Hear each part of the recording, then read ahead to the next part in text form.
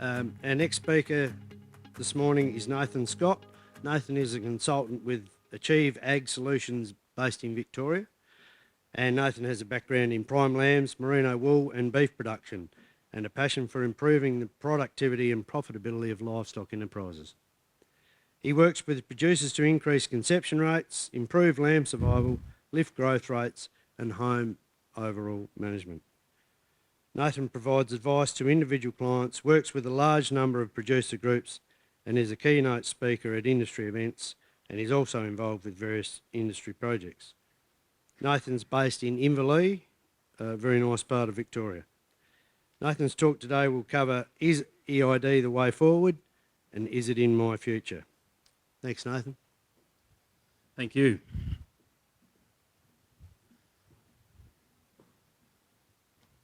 Set that down there for the minute.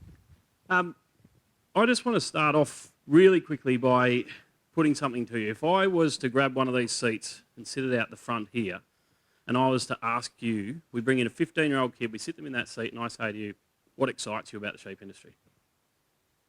What would you tell them? What is it that really gets you excited about the sheep industry? Of course you would say that. Now, I'm pretty lucky I can use that question in any room full of farmers, because I get the same sort of blank look. So I use it clearly for effect. But if we just swap into cropping for a second.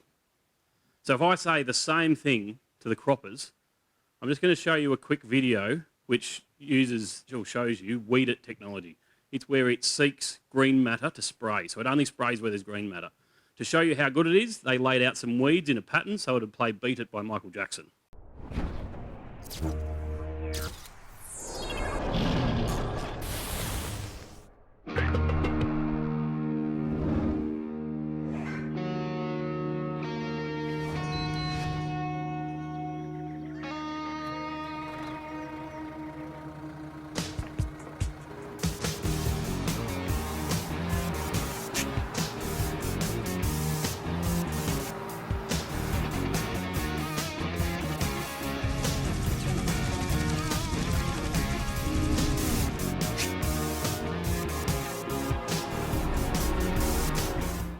That's pretty bloody exciting for anyone to see, to look at that sort of technology that's coming. And if I poke a bit of fun at our industry, and I'm part of the industry as well, so I'm allowed to do it, but I look at what sort of progress we've made.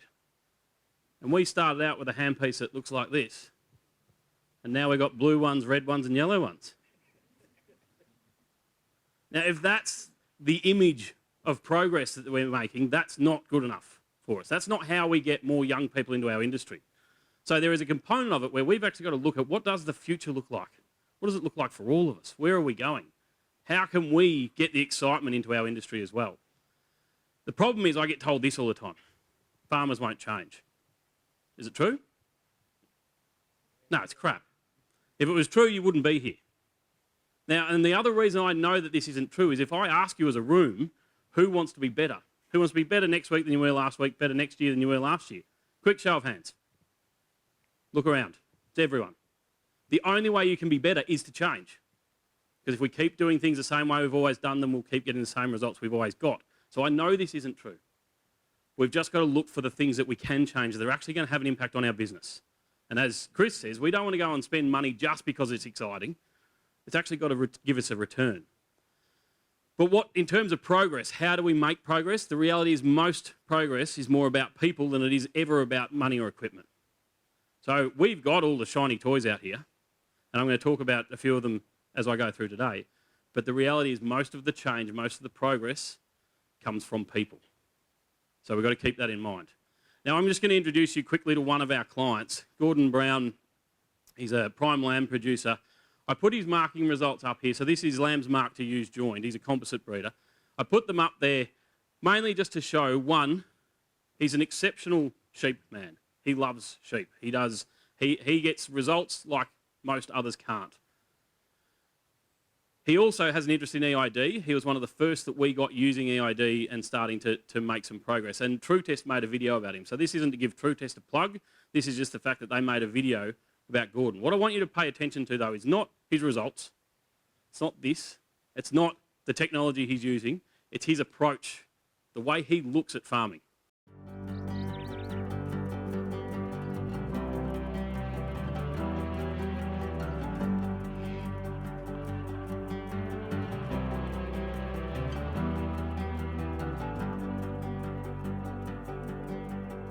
I'm Gordon Brown. I've been a farmer. I was born into the industry. I've been in it all my life. When I was younger, you'd have a crowbar and a shovel, a brace and bit, drill, no electricity, no cordless drills. The tools we now have to work with are fantastic. If you start talking about eID tagging systems to keep control of your livestock, it's huge improvement. There's a lot of livestock that go across the borders, swapping state to state. There needs to be control. As a manager, you've got to make decisions for the well-being of the property and the livestock. You can make decisions with informed data. It begins obviously by purchasing the tags, and we manually insert a tag in their ear. We've got this set of scales, a three-way drafter. Every animal, as soon as it's weaned off its mothers, runs through there to record the weight. We've got a spreadsheet with the top producing animals and the lower producing, so that decides whether we exit them or what sire lines, what genetics we use. There's many tools in our toolbox that we can use if we have the information in front of us to make that decision. I think there's huge improvements to the lamb industry, and this is all possible by using eID tags. It's made it easier, less guessing, more positive results, better for the industry, more profits, win-win situation. It's a no-brainer to me. I'm in boots and all. Farming's a tough gig. You know, there's a lot of manual work, a lot of dust, a lot of heat, a lot of cold. But we've got to use tools to improve the results. If we've got something that'll assist us, we've got to move forward and jump on board with that.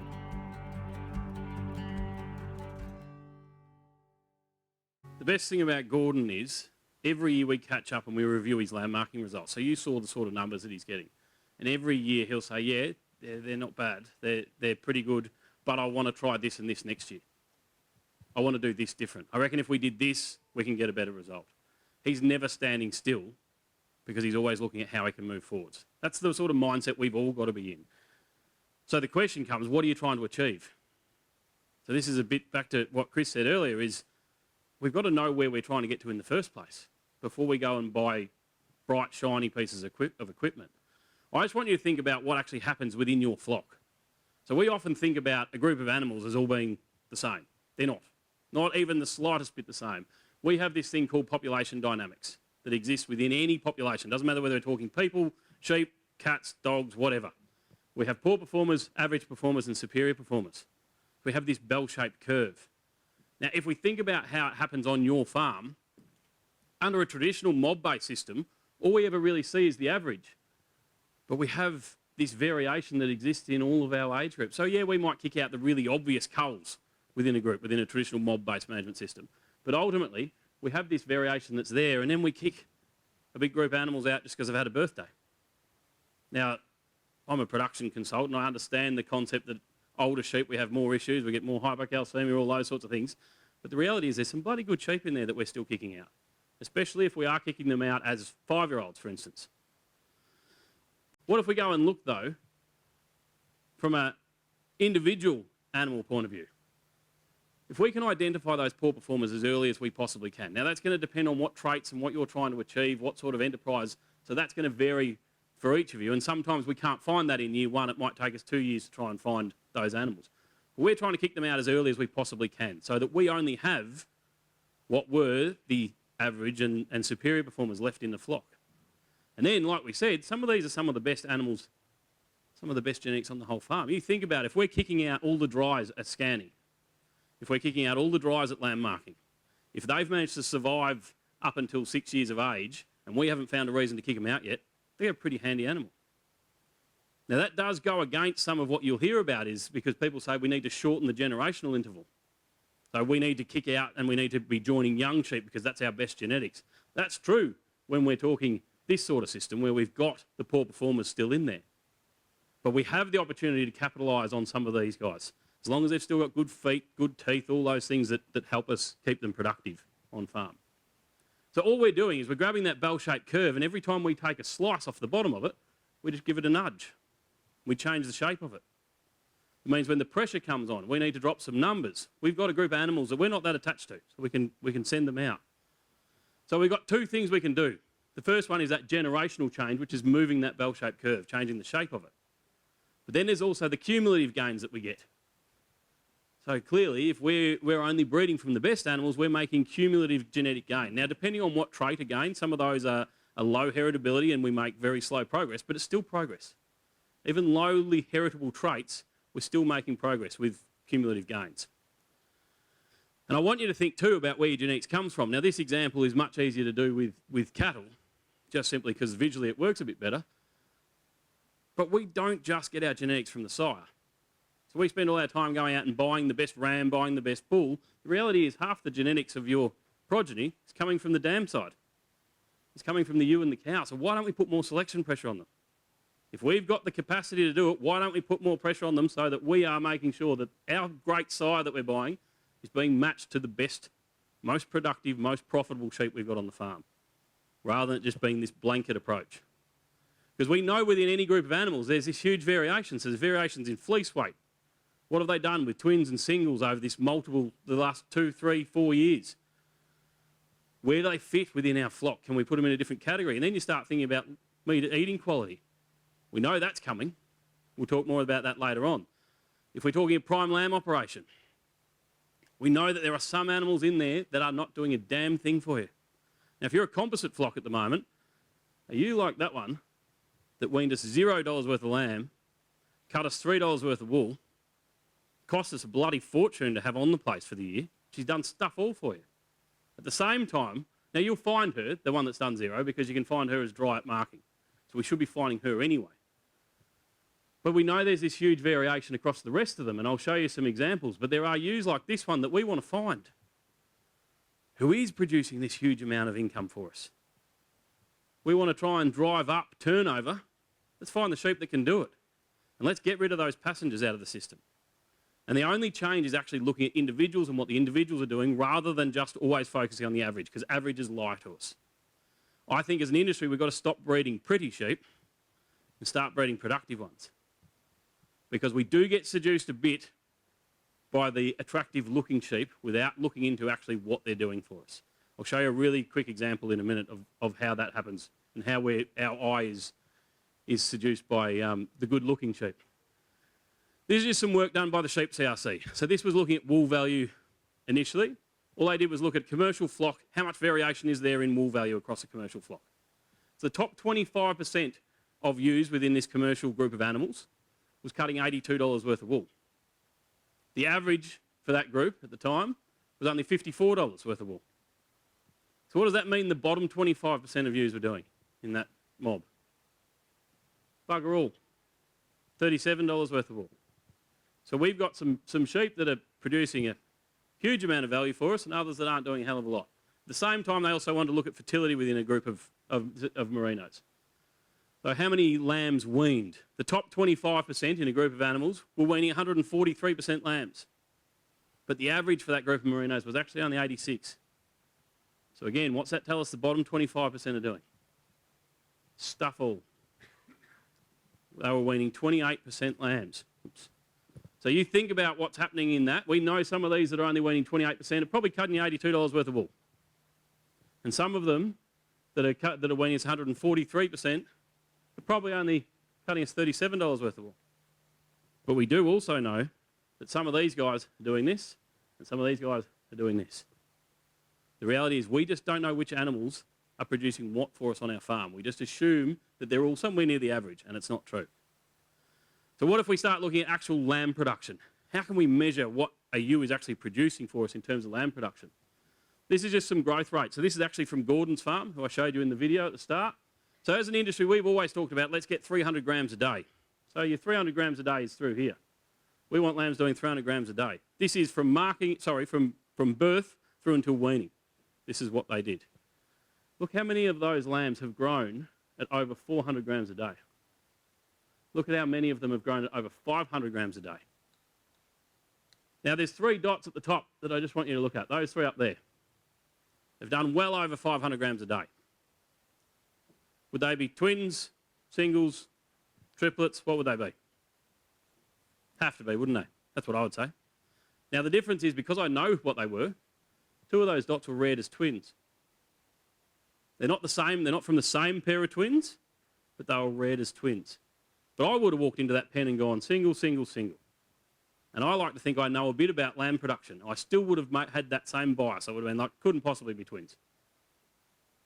But they were. And it just shows us we don't really know what's happening. The average for that group of animals was 385 grams a day. And they weren't even all joined to terminal size. So there's still, genetically, there's still more progress that we can be made in them. So that gives us the opportunity. What we want to do is find that ewe that's producing this for us. Who's got the multiples on her and achieving the growth rate? How can we find that ewe who's really producing for us? This is Pedigree Matchmaker. I'm only going to show you this to show you that it's possible. This is a panel reader in a paddock, and as the ewe walks through, it reads her tag, it reads the lamb's tag. So Sapient Technology made that panel reader. They're here today.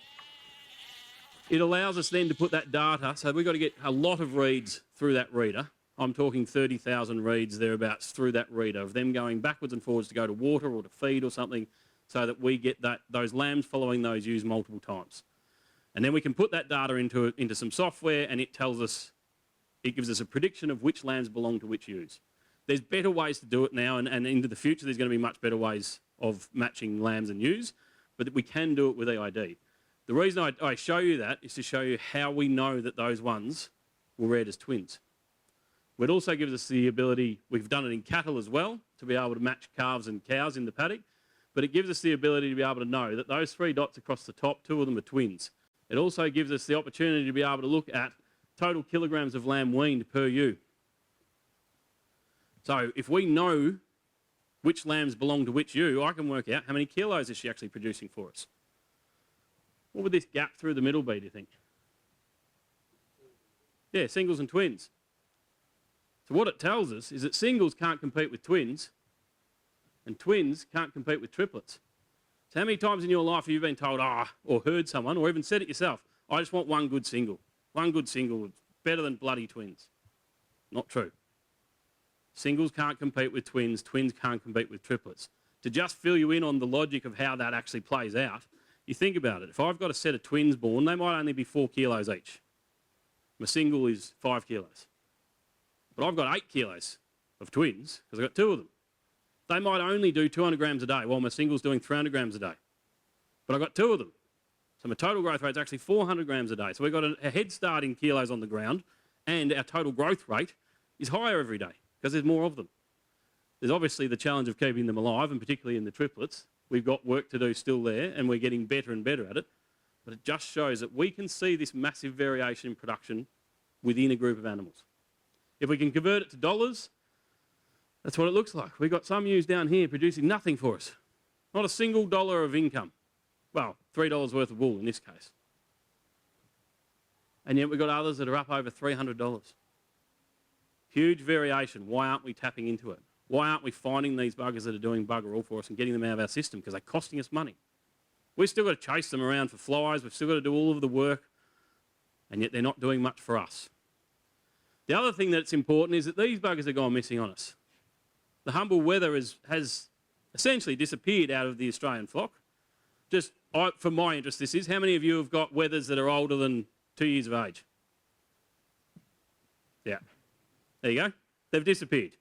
Now, wethers were great because we never, ever get emotionally attached to them. And so when the pressure comes on, just send them out. Just sell them. They're gone. We need to reduce stocking rate. Oh, we'll get rid of the wethers. No one has to think about it. We're not emotionally attached to them. As soon as it's a breeding flock and it's 100% breeders, we delay that decision. We don't make that same call as early because we are emotionally attached to our breeders. Whether you like to admit it or not, that's the way we are. We've worked to get them to this point. So what I want you to think about is, how can we use this to our benefit? Where we have a group of animals that we're not emotionally attached to. It's pretty simple. It's these guys down here. If I know who they are and the pressure comes on, they're good enough to stay in the flock at the moment. But But if I need to adjust my stocking rate because we've got a tight season, I know exactly who I want to bugger off out of the system. That gives us that flexibility that the weather used to give us. So, eID specifically, why do we need to use it? Because you can actually do anything that I'm talking about with a visual tag. The reason that we want eID is it's more accurate, it's easier, it's faster, and all of that makes it more likely to happen. So the best example I can give you in a practical sense of making things more likely to happen is a set of scales. If you've got a set of scales set up in a permanent location in your yards, and that's where they live, you will weigh sheep more often than someone who has to pull those couple of panels out, go and get the scales, bring them in, sit them in. It might only take you 5 minutes and a bit of effort, but you won't do it. Nowhere near as often as if you just swing the gate. And that's why eID also has this same impact, because if we make anything on your farm more accurate, easier and faster, we make it more likely to happen. So that's why eID has a significant role to play. And we can start really simple.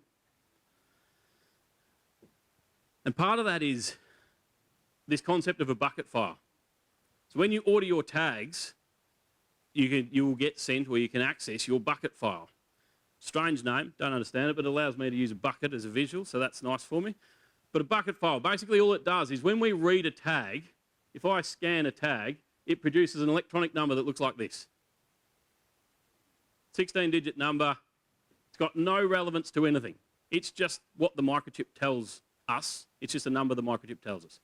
Printed on the outside of the tag is going to be your visual number that you've ordered that you've asked for when you've ordered your tags. What the bucket file does is it just matches those two numbers up, so that we know that the electronic number when we read it with a tag is going to line up with that visual number that's on the outside of the tag. So pretty simple concept, but it just brings those two numbers together for us in a spreadsheet. So how can we use that to our advantage? The really simple way to get started with eID is when you order your tags and you get your visual number printed on the outside, we can just use that to actually track which animals those tags go into. So let's look at lamb marking as an example. I've got a mob of lambs coming in for lamb marking. They're twins and they're from a particular sire, because that's the way we lamb them down.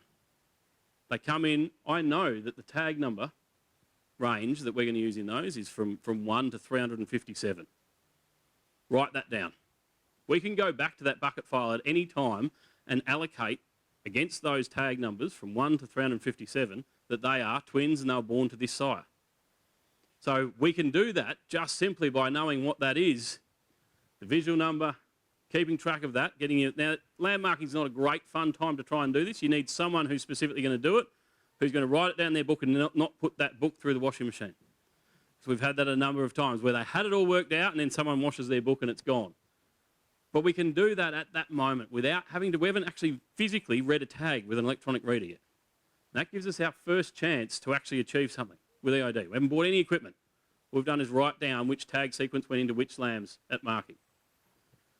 So if we think about the simple things we can do in a prime lamb operation, the main things I want people focused on, if you're going to start with something, start with birth status. So what was a lamb born as? Was it born as a twin or a single? Because that can stop us from having a bias against them. Because we know that we tend to bias against twins. If they're a bit smaller, I'll talk about the merino example a bit more because it's a bit more obvious in those guys. I also want to know, and it does give us the opportunity to potentially, at some point, if we need to make a decision, I might only want to keep the ones that were born as twins.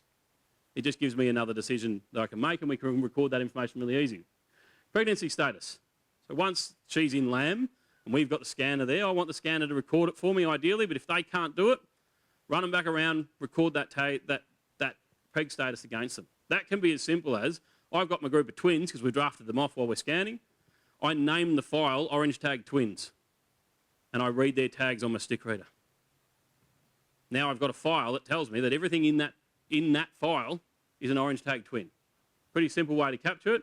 And then I ideally like a 1.5-year-old weight, but it depends on your system. That's mainly so that we can keep a lid on mature weight, particularly in our prime lamb operations, because we've got some bloody big ewes getting around and it's going to cause us a problem at some stage. If we talk about the merinos, birth status again. The reason this is more important in the merinos is that we know that a twin-born lamb is going to cut you less wool at a slightly higher micron. So if we walk down the race and all of our singles and twins are mixed in together and we're doing our classing and you've got basically predominantly singles and you get to a twin, it's not going to look as good. It's not, but genetically, it still has the potential to do all the same things. It's just phenotypically, as it stands there in front of you, it's all to do with follicle development in utero. She will not have the same amount of wool on her, and she'll be a slightly broader micron. So we want to look for, we want to compare twins with twins and singles with singles in an ideal world, or at least be able to know what they are at the time. Fleece weight and micron for obvious reasons. Sometimes that's to try and increase one of those. We might be trying to drive fleece weight, but without affecting our micron too much. We can do that in shed, or we can do it with by sending away side samples, things like that. Again, standard reference weight, just so we know where our flock is at a 1.5-year-old, and then pregnancy status. They're really simple things to be able to collect. The in-shed stuff, so being able to do fleece weight and micron obviously is a bit more involved, but if you're a merino operation and you want to know the variation like we talked about with those sheep CRC results, that's how we do it. The big thing is stopping the mistakes. I see that there are a lot of sheep that get kicked out unnecessarily. Classing decisions are made incorrectly because we don't know whether it was born as a twin or a single. We don't know anything about its history, and we have the potential to make some serious mistakes. So we should always be asking at any time, so this could be even just on scanning results, preg scanning results. Is she dry? Is it your fault or is it hers? Really simple question we have to ask ourselves every time. Because sometimes it's not a lack of performance, it's actually just a lack of opportunity. We haven't allowed her to express her potential. So eID, even if we're not using it to try and drive production, sometimes it's just to stop us from making those really simple mistakes. And one of this is a complex graph, so you have to bear with me for a second as I talk you through it.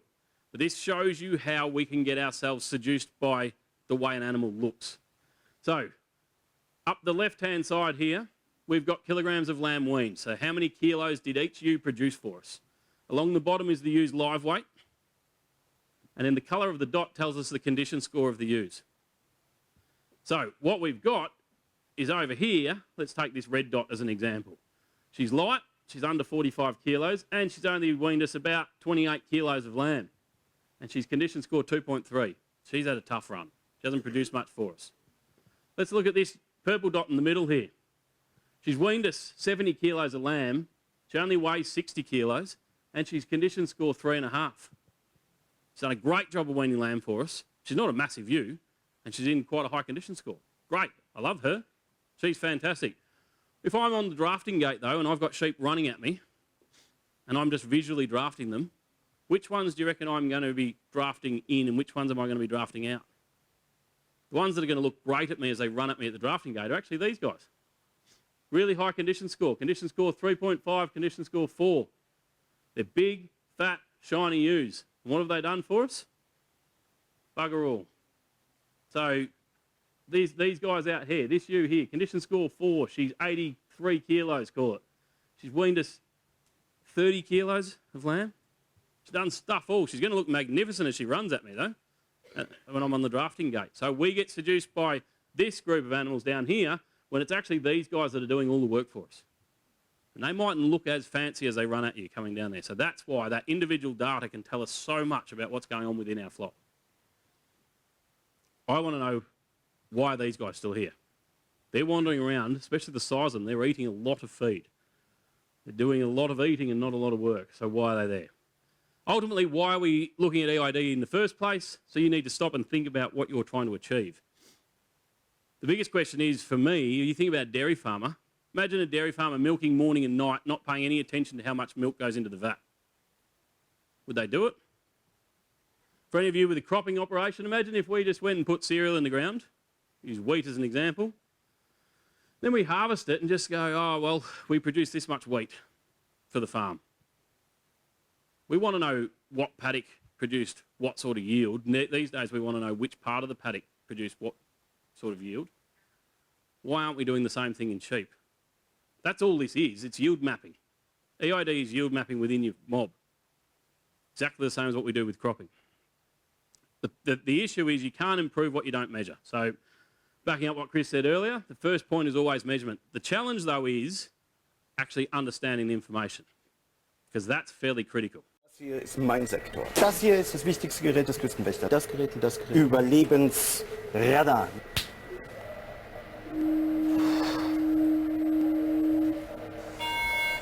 Mayday, Mayday.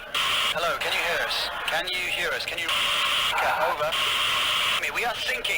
are sinking. Hello? This is the German Coast Guard. We are sinking. We're sinking. What are you thinking about?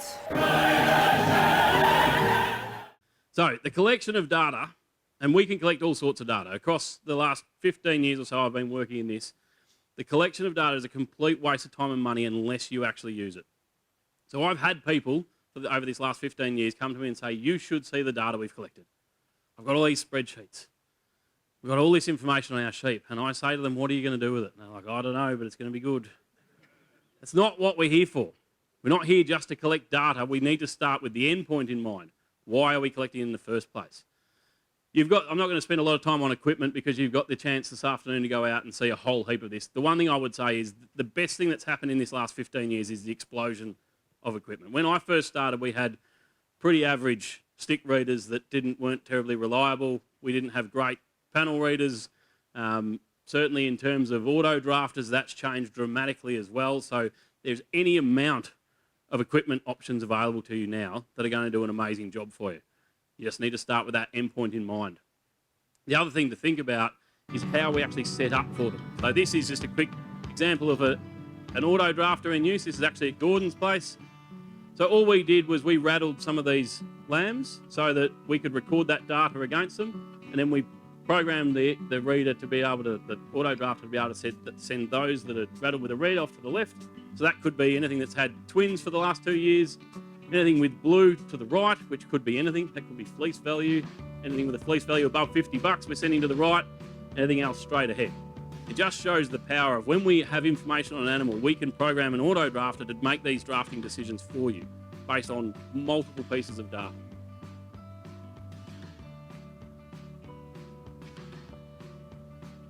The one caveat that we put on it, though, is that it doesn't always go smoothly. So I make a flash video like that. We brought a telehandler in. We had someone up over the top of it. We recorded a great video. Shows how great an auto drafter can be. But the reality is it doesn't always work that well. And this is about Gordon's lead up.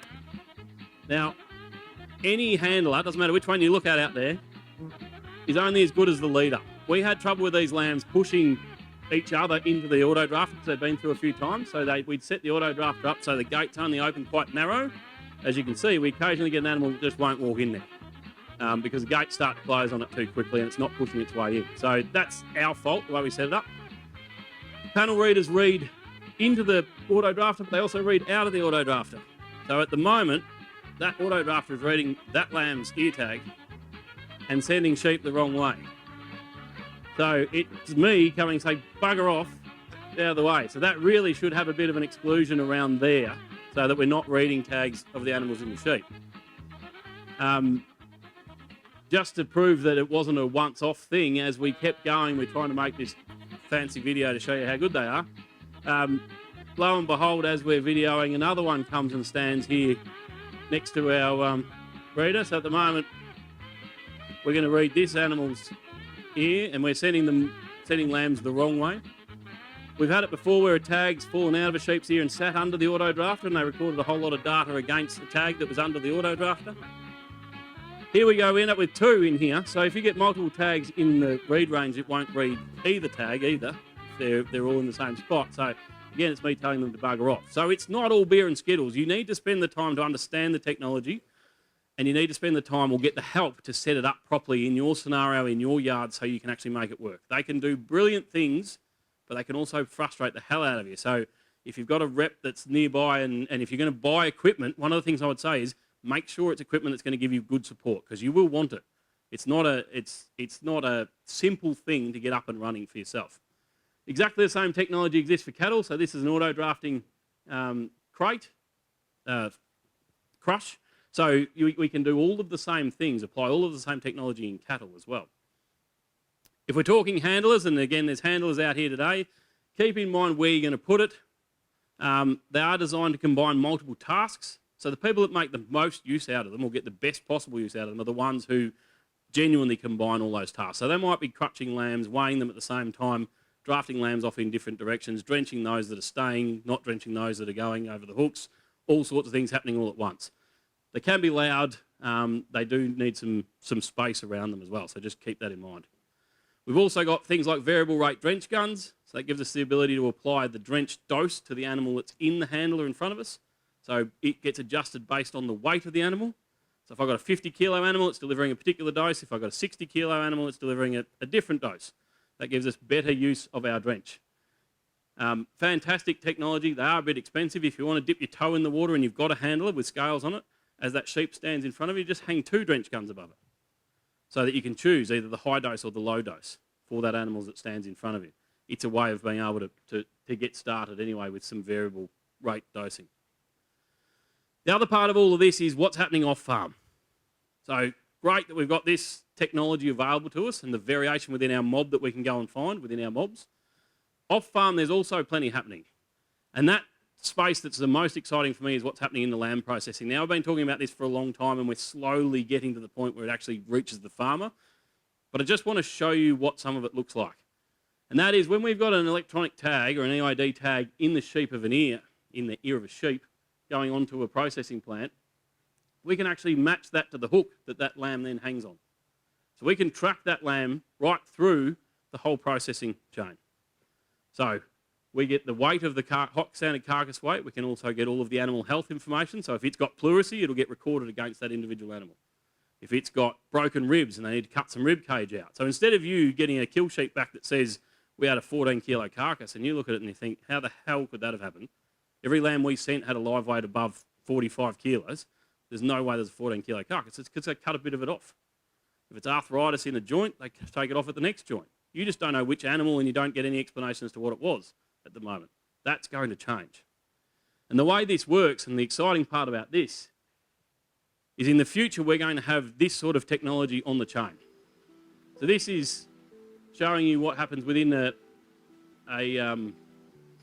DEXA unit. So it's a dual X-ray.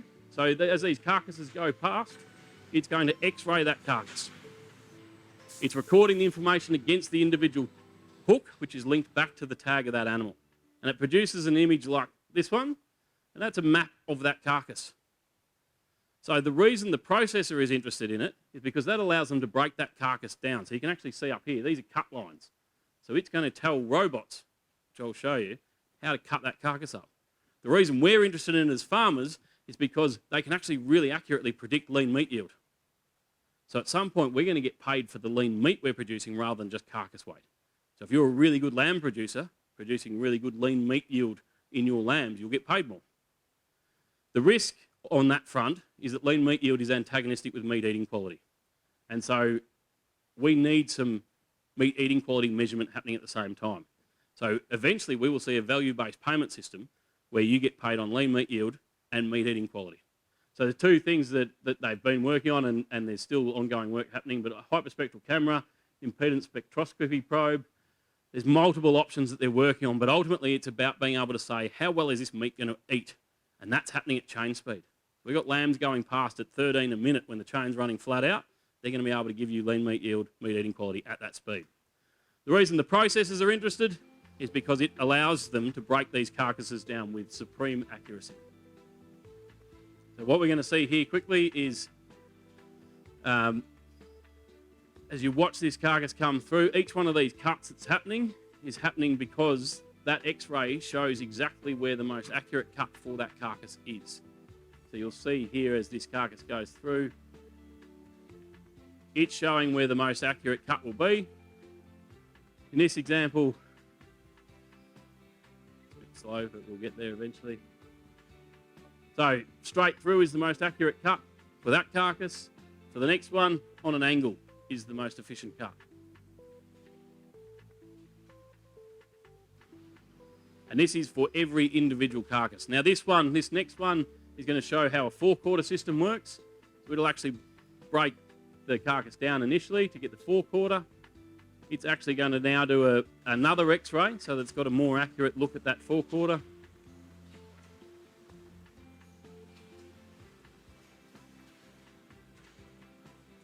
And again, that gives it a map, a road map of where it wants to cut. And now it's going to use that bandsaw to break that 4-quarter down with millimetre accuracy.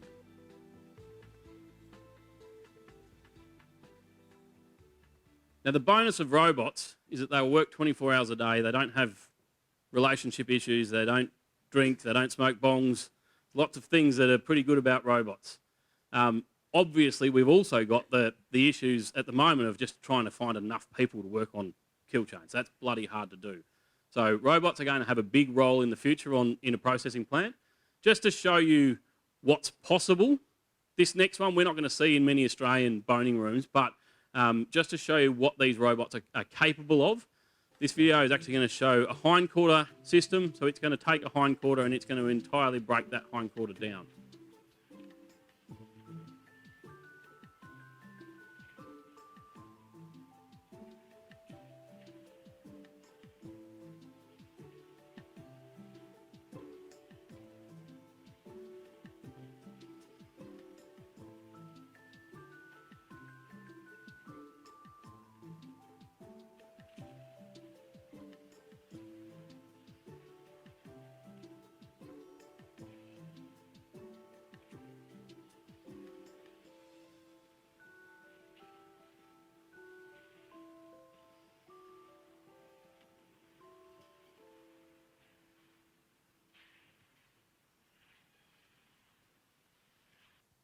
That shows you what the robotics are capable of. The reason we're interested in it, obviously, though, processes need to be efficient, processes need to be profitable. If they're not both of those things, then they're not paying us money, or they're going broke. So as much as our industry likes to have a bit of a love-hate relationship between farmers and processors, the reality is we bloody need them. And we need them to be as profitable as they can be while we're still making money. Everyone's got to be getting a bite of the pie, because otherwise it doesn't work. So I ask you the question again, what excites you? There is plenty to be excited about in the sheep industry, and it's not just profits. The thing is, it's not just the tools though. So we've got a big shed full of exciting stuff out there. Ultimately, it comes back to you and your decision making. Tags don't make you a bloody cent. Putting electronic ID in doesn't make you money. Buying equipment doesn't make you money. Decisions make you money. So you need to keep that in mind. The technology is the application of scientific knowledge for practical purposes. So you're here at a tech day. It's knowledge, not the bright, shiny things. Technology is about knowledge, not about bright and shiny things. So it's a solution to a problem. We need to know what your problem is to start with. And so that might be starting with someone like Chris, and you can work out, well, we need to drive turnover. Let's find the low-hanging fruit within your operation. The thing is, have a plan, keep it simple. Because whatever we're doing well today, we can do better tomorrow. Thanks very much.